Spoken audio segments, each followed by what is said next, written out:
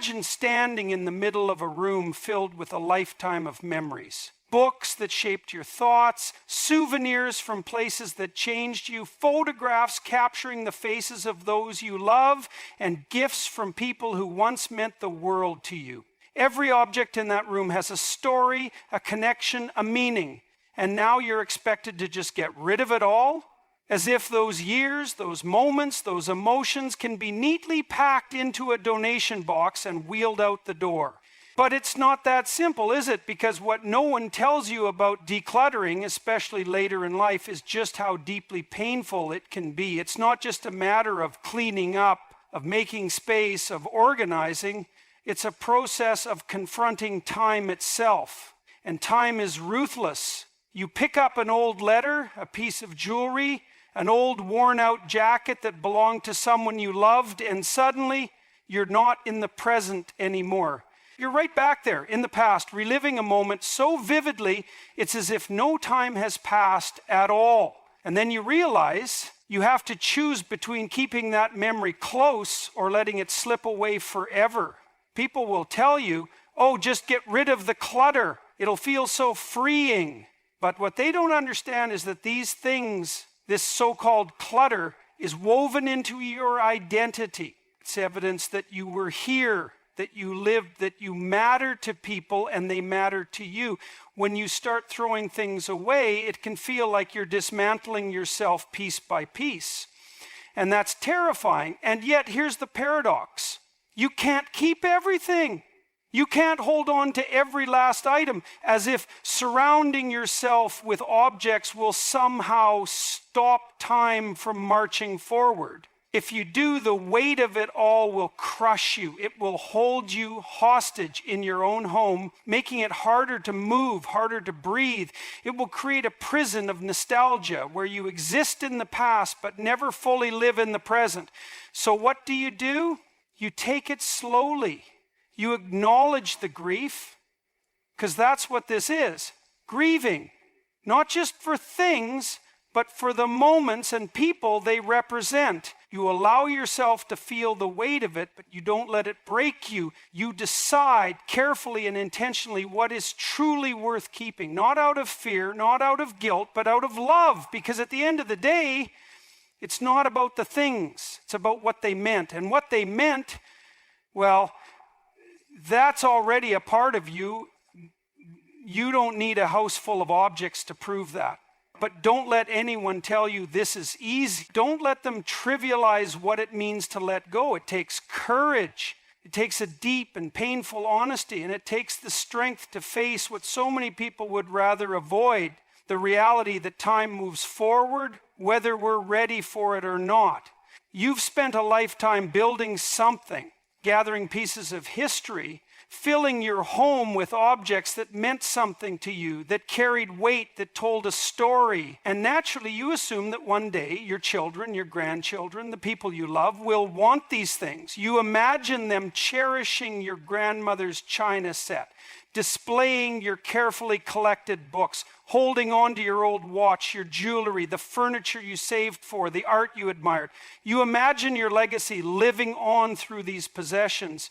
But then reality hits. You bring it up, maybe casually. Would you like this? And you see that hesitation in their eyes, the awkward pause, the polite but firm no thank you. And it stings. It stings because you realize all at once that what meant so much to you doesn't mean the same to them. They don't want the heavy oak table that's been in the family for generations. They don't have space for the antique dresser. They don't see the same beauty in your collections. And maybe they don't even want to. It's a hard thing to accept, but you have to face it. Your treasures are yours and yours alone. The world has changed. Younger generations are living differently. They're in smaller homes, moving more frequently, embracing minimalism, preferring convenience over sentimentality. They don't want to be burdened with boxes of keepsakes, with furniture that doesn't fit their aesthetic, with objects that carry stories they never lived. And it's not because they don't love you. It's not because they don't respect your history. It's because their world is different from the one you built yours in. But here's the mistake people make. They take it personally. They see it as rejection, as if their life, their memories, their efforts meant nothing. But that's not true. Just because someone doesn't want the physical object doesn't mean they don't value the stories behind it. Maybe they don't want the old typewriter, but they love hearing about the letters you wrote on it. Maybe they won't take the china set, but they cherish the meals you shared together. The legacy isn't in the thing, it's in the connection. So what do? First, you stop waiting for someone else to place the same value on your possessions that you do. You accept that the emotional weight you've attached to these things is unique to you. Then you decide intentionally, thoughtfully, what really matters. Not everything needs to be passed down. Not everything is meant to be held on to. And that's okay. But if there are things you truly want to preserve, then tell their stories. Don't just hand someone an old pocket watch. Tell them about the hands that wound it, the places it's been. Don't just offer them a dusty book. Share why it changed you, what it taught you. Give them the history, the meaning, the reason why it matters. And if they still don't want it, let that be okay too. Because what you leave behind isn't a house full of things. It's the life you lived, the lessons you taught, the love you gave. And that will always be enough. There's this idea that if you've spent years accumulating something valuable, antiques, collectibles, fine furniture, rare books, then when the time comes to downsize, you can simply sell it off and get a fair price. Maybe even make a little profit. After all, you paid good money for these things, or they were passed down through generations and they hold significance. Surely someone out there will recognize their worth. But what people don't tell you, what no one wants to admit, is that the market doesn't work that way anymore.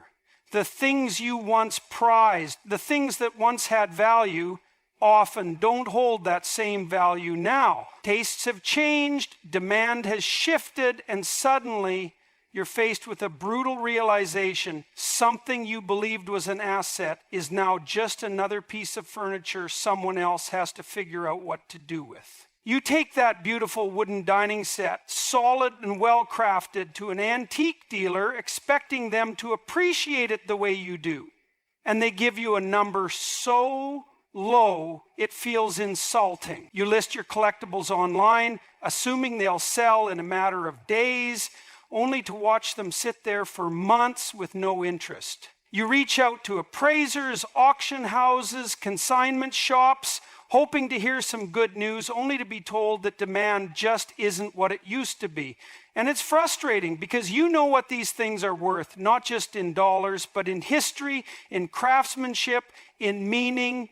And so you hesitate, you hold on. You tell yourself you'll wait until the right buyer comes along. But how long are you willing to wait? Another year? Another 5? Time moves forward whether we want it to or not, and all the waiting in the world won't change the reality that selling is rarely as simple or as profitable as people think. The truth is, if you're decluttering with the expectation that you'll make good money, you need to adjust your thinking. That's not to say you won't sell anything at all. Some things will still fetch a decent price.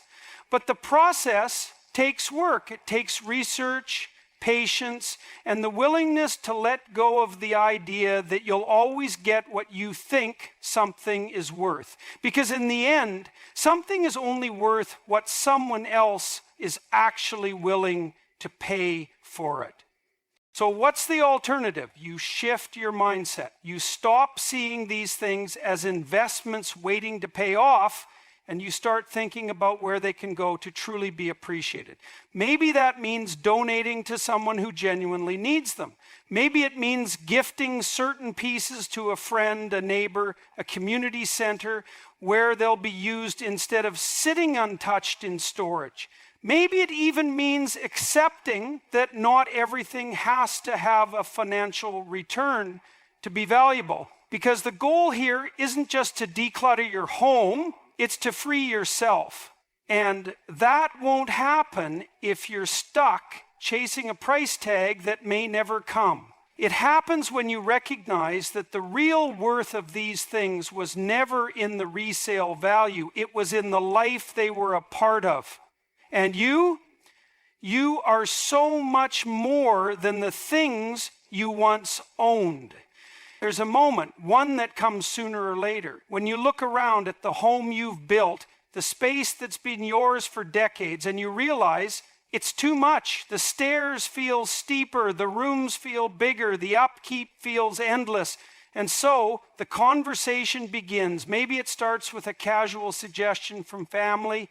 Wouldn't it be easier if you moved somewhere smaller? Maybe you think it yourself, but push it aside, because deep down, the thought of leaving is unbearable. Because it's not just a house, it's proof of a life lived. It's where you raised a family, where you laughed, where you mourned, where you made mistakes and fixed them, where you became who you are. But then it gets harder to ignore. You notice that certain spaces in the house aren't being used anymore. Closets are filled with things you haven't touched in years. The effort it takes to clean, to maintain, to simply exist in the space begins to outweigh the comfort of staying. And yet, the moment you start actually packing things away, giving things up, it doesn't feel freeing. It feels like a loss.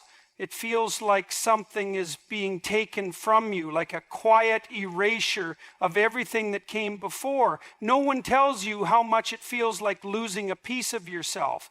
People will talk about downsizing like it's just another practical step.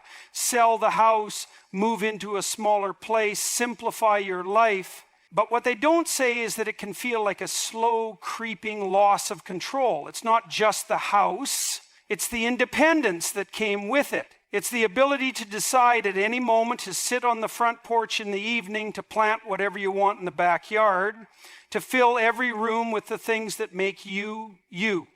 When you downsize, there are new rules, new limitations, new realities to adjust to.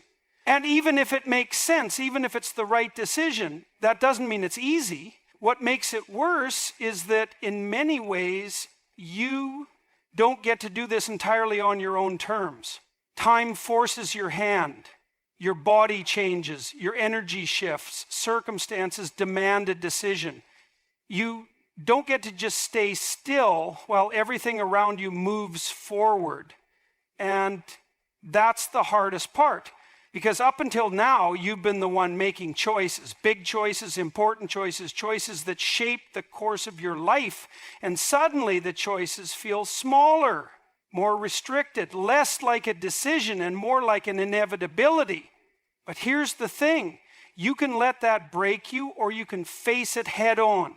Because yes, this is hard, it's painful, but it's also an opportunity. An opportunity to decide for yourself how you want this next chapter to look. If you let go of the idea that downsizing is purely about loss, you can start to see what it might give you instead. Maybe it's less stress, fewer responsibilities, more time to focus on what actually matters. Maybe it's the freedom to travel, to pick up new interests, to build a space that actually fits the life you want now rather than the life you had decades ago. And that's the real choice here. Not whether to stay or to go, but how you're going to meet this transition. With resentment or with intention. Because no matter where you end up, the truth is you're still here. And as long as you're here, you get to decide what that means. You tell yourself you're ready. You've spent weeks, maybe months, sorting through your things, making tough decisions, letting go of what you thought you could live without. You feel good about it, or at least you tell yourself you do. And then one day you go looking for something. Maybe it's an old letter, a photo, a book with notes scribbled in the margin, something small, something you never thought twice about, but it's not there. Because you got rid of it, and in that moment, a terrible feeling settles in. People like to talk about decluttering as if it's this clean, satisfying process.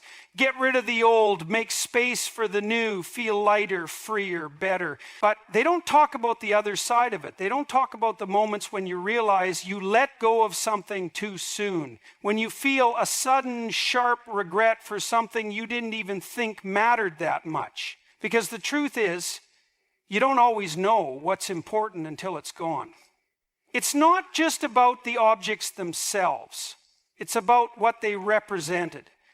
A faded concert ticket that reminded you of who you used to be. A simple coffee mug that belonged to someone you loved. A jacket you hadn't worn in years, but that still smelled like a time in your life that's now slipping further and further away. These aren't just things. They're anchors. They hold us in place, keep us connected to the past in ways we don't always recognize until it's too late. And so you start questioning everything. Should you have kept more? Were you too hasty? Did you throw away something you'll never be able to replace? It's a cruel trick of the mind, because when you're decluttering, the focus is on the immediate, on making space, on simplifying, on letting go. But life doesn't happen in the immediate. It unfolds over time, and sometimes months or years later, you'll reach for something only to realize it's gone and you can't get it back. So what do? You can't keep everything, you know that, but you also don't want to wake up one day and feel the sting of having let go of something that truly mattered. The answer is in slowing down, in being deliberate, in understanding that not every item is just clutter. Some things are worth keeping, not because they're practical, not because they have monetary value, but because they hold something intangible, a connection, a story, a piece of you. You have to learn to separate the unnecessary from the irreplaceable, and that's not always easy. It takes thought. It takes an honest look at what each object really means.